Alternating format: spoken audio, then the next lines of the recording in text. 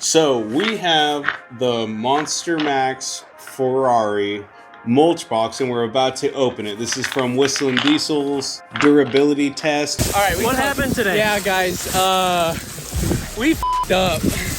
On YouTube if you guys haven't seen it. And apparently there's supposed to be a key from said Ferrari in one of the many boxes that he released. So we're gonna open this up, take a look inside, and see what we got. I've had this box for like 2 weeks. I've had this box for like 2 weeks, so I've been kind of anxious to open it. So you guys are gonna get the first look into what could have a set of Ferrari keys in it, which will probably be the closest I'll ever be to owning a Ferrari. So we got it opened up.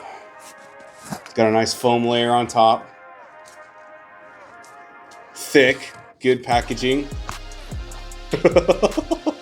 Oh, it's actually very well packaged.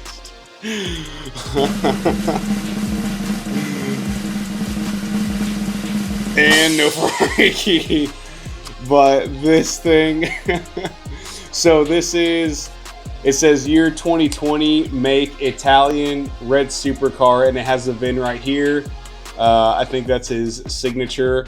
It says assembled by the fine Italians, disassembled by the finest Americans. But there you can see it right there. And this honestly is a very well put together box. It has a seal right here. Whistling Diesel, void if seal broken.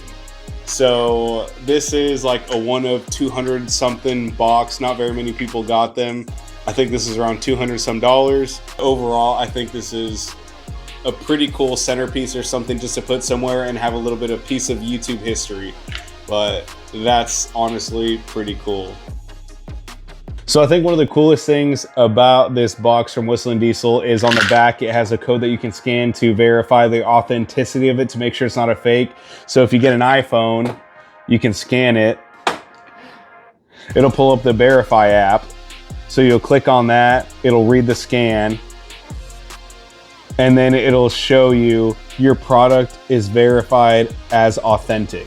So that is like just kind of an example to show how high quality his products are. Like he wants to show everybody that this is gonna, you know, hold value, and that he needs to make sure he puts a chip in it because anyone could fake something like this. There's so many scammers and people out there. So this is honestly something pretty cool that Cody did to make sure that his product is safe and away from scammers, and it's not something that can be replicated and resold on the market somewhere.